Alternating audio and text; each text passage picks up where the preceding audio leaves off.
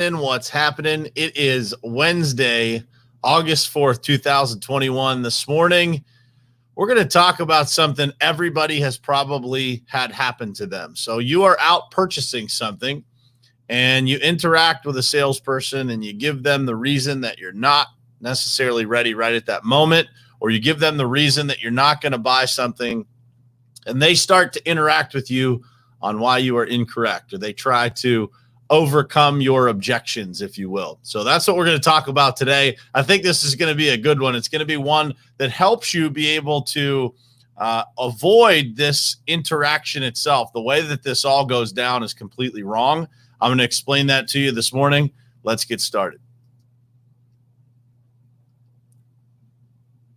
It is ultimately important for you to look at your goals, truly what you want to do in your life, and then look at the people who you spend the most time with in your life and figure out if that lines up.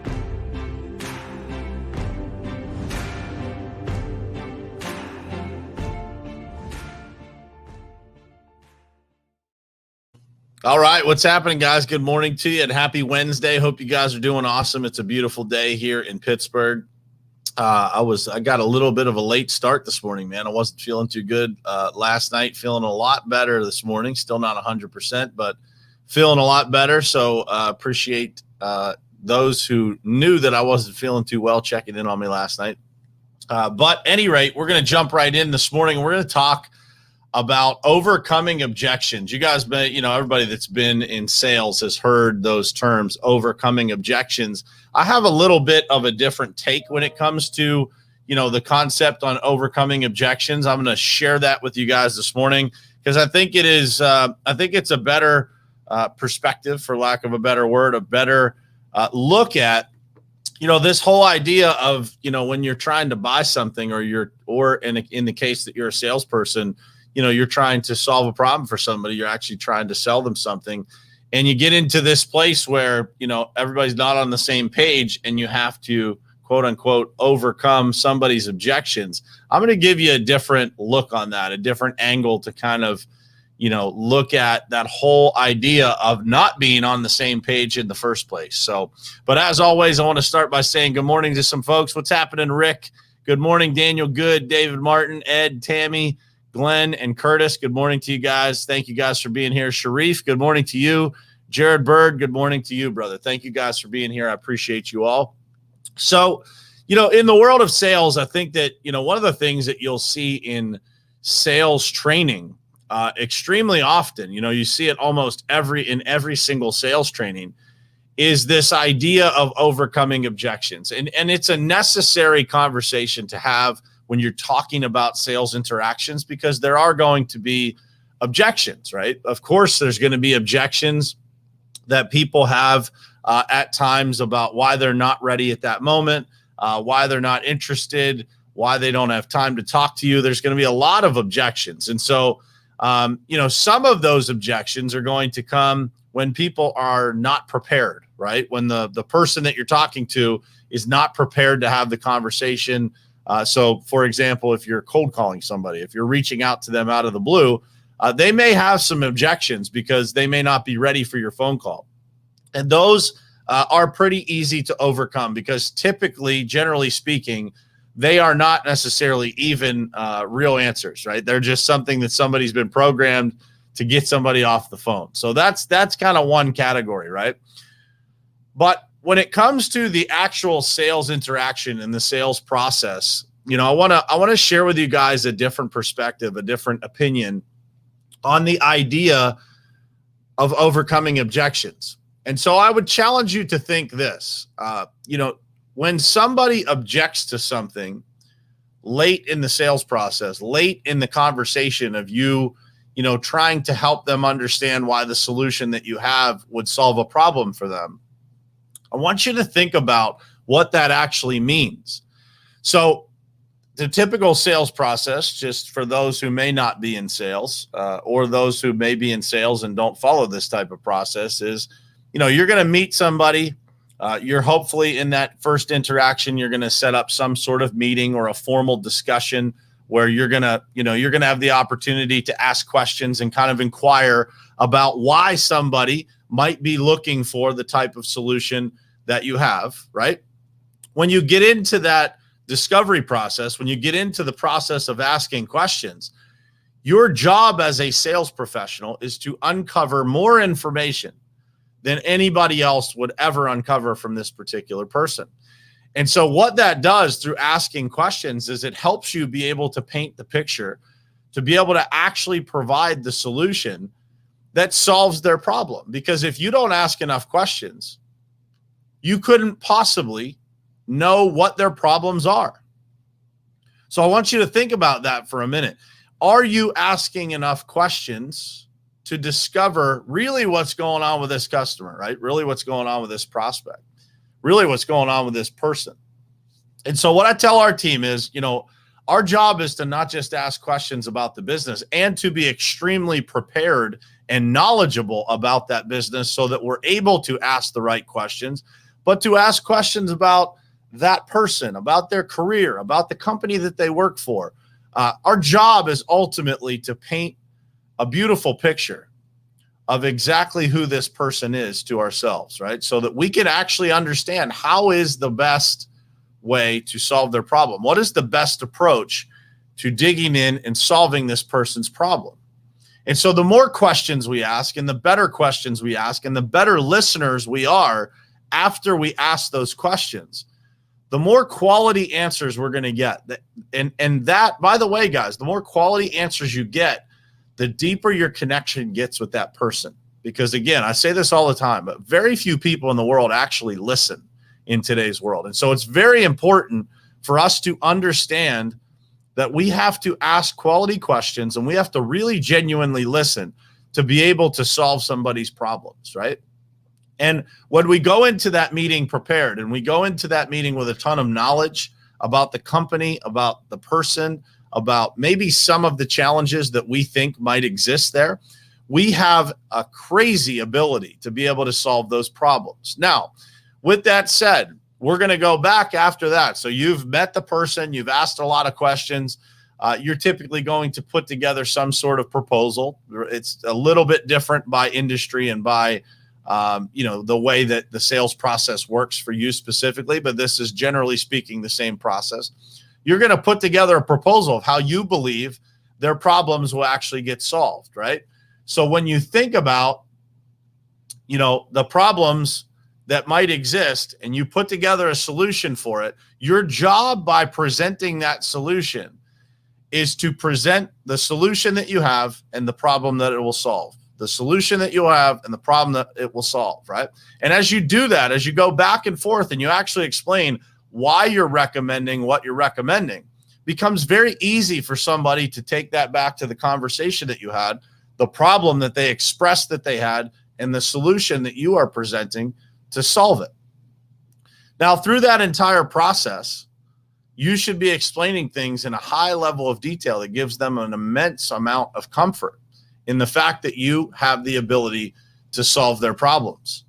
So here's my question for you guys. When that's all said and done, really what's left at the end of that conversation would be any objections that person might have or any roadblocks that they might have with regard to moving forward. Now, of course, one of those roadblocks is generally price, right? Sometimes, price is one of the conversations that we have to have, and those are, really considered negotiations. But even that can be addressed throughout the sales process that makes somebody far more comfortable when it comes down to the price conversation, because there's a million different ways to get to the right price. Isn't that true? When you think about business in general, there's the ability to do a little bit less, but get to the price and get to the value that your company is able to offer.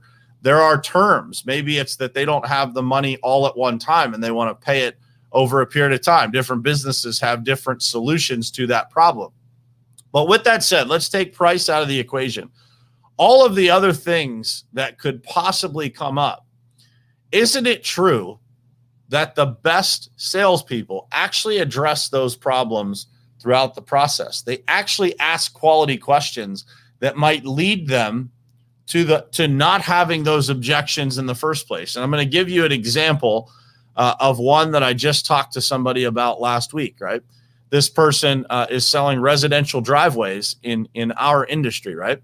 And they're having a challenge getting, the husband and wife together. If the husband is there, he'll say he needs to talk to the wife. If the wife is there, he'll say he needs to talk to the husband. And so a way to overcome that objection, to never actually face that challenge and have to go back to that person or have to follow up with that customer, is when you're setting the appointment to simply say, it is very important as we go through this process for you and your spouse to be on the same page. So will you both be home Tuesday at 7 p.m.? You see how that works? So you eliminate whatever objection you are getting, whatever challenge you're getting to actually closing a deal. There's the ability to walk that back into the sales process and solve it before it ever comes up. And the reason that this is so important is that objections are generally viewed as a form of conflict, right? Now, there's obviously a wide range, a wide spectrum of, how upset people get or how much conflict there is. Most of the time, it's not a whole lot of conflict, but nonetheless, it impacts the relationship to have that back and forth conflict, right? So you never want to be waiting too long to close a deal, right? Time 100% reduces the percentage chance that you have of actually converting that business and doing business with a person. Ask anybody that's been in sales for a long period of time, and that is the case. So the key to this, guys, is really thinking about, when you're in the sales process, when you're asking questions, asking more quality questions and gathering more information about the very things that you think may stop this person from moving forward, that may stall this deal from happening quickly. Those are the things that you have to create better questions around, right? And, generally speaking, those are questions around, price, budget.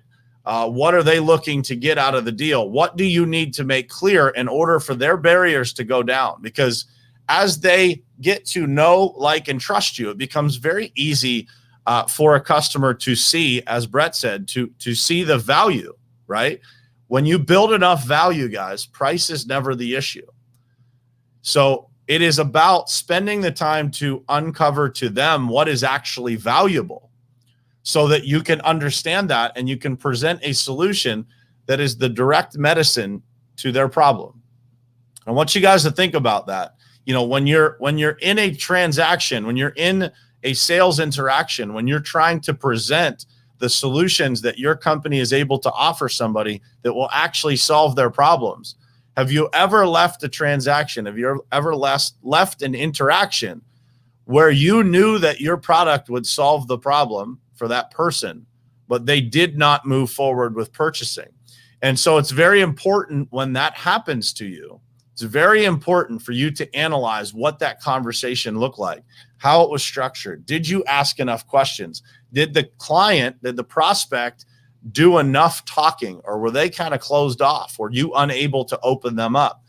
And all of these things go into the very reason that you get objections in the first place, right? And Rick just asked a great question here. What value do you bring to the table? It comes down to, guys, your sales process should really be focused on presenting crystal clear value to that client from the very beginning, right? It should be soaked in explanations of value. It's not soaked in product pitches, individual things that you can do. Or in our case, as a paving contractor, it's not based in, just people or just equipment or just the products that we use, that we, the asphalt that we pave with, or the seal coat material that we use and why that is better. It's about the entire experience, because value, guys, is subjective. Remember that. Value is meant to be increased through subjective explanation of services, of value. And that value, a lot of that value is going to be in the person that they interact with, in that person's ability to actually communicate what it is that's valuable. And a big piece of value, guys, is customer experience. It is their confidence in your ability to deliver value when it comes to the solution, but also value when it comes to how they get their problem solved. If they have an issue, this is the number one thing that is in somebody's subconscious mind that generally stops them from moving forward. If I have a problem with this company, what is the solution going to look like? And so it's very important, very important for us to understand those things that might exist, those subconscious objectives, and through the entire conversation that we have, be able to overcome those objections by presenting just a massive amount of value throughout that sales process. On a podcast that's this short, it's hard to go into much more detail. But for those of you who interact with me on a regular basis, feel free to reach out, ask some questions, shoot me a message in the DMs, and I will be happy to give you some ways to, again, not just overcome objections, but to beat them really before they ever happen. And that's what's best for the customer, and it's what is best for us. Daniel Wright, 2 common immediate objections we get are we have to wait on the property owner to make a decision, or we are waiting on other bids to come in. Great examples, man. And so we have to wait on the property owner to make a decision. Those would be questions that you would want to weave into the asking questions part of your meeting, right? So asking who's involved in that decision and seeing if you can get that person involved in that interaction, right? Can you get them to the table? Can you get them on the phone? Can we get them into the process so that when it's time to make a decision, they are already involved and you are aware of their position, right? Because that is one of the difficulties, and it's not always solvable. But in sales, the more that we can involve that person that's actually holding the pen and can sign that contract, the easier it is for us to have that interaction lead to success. And the other one is we are waiting on other bids to come in. That would be positioning, right? So you would kind of ask the client, where are you in the process? Are you getting multiple bids? Are you have you collected other bids already, or are you waiting on those? Have those people been out to look at your property? Who are those companies that you're getting other bids from? Things like that, so that you can gather that information, and then maybe you can position yourself again later in that interaction so that you're not waiting for months on those other bids to come in. You're more in control of being able to deliver that bid, negotiate if that's a part of that process, and then close that deal a little bit faster from when you actually present your proposal. So with that said, guys, that's what I have to say for today. I hope it was helpful. I hope it kind of reframed your idea of the concept of objections in sales. It's not about overcoming objections or having fancy things to say to people that redirect the conversation. It is about never getting those objections in the first place. Creating a sales process that helps the client understand the value that you bring, so that when you get to the point of asking for somebody to sign a contract or to do business with you, it just becomes a no-brainer, right? It becomes just the sensible next step for them to move forward. And the very best sales interactions, that's exactly how it works. I see it all the time.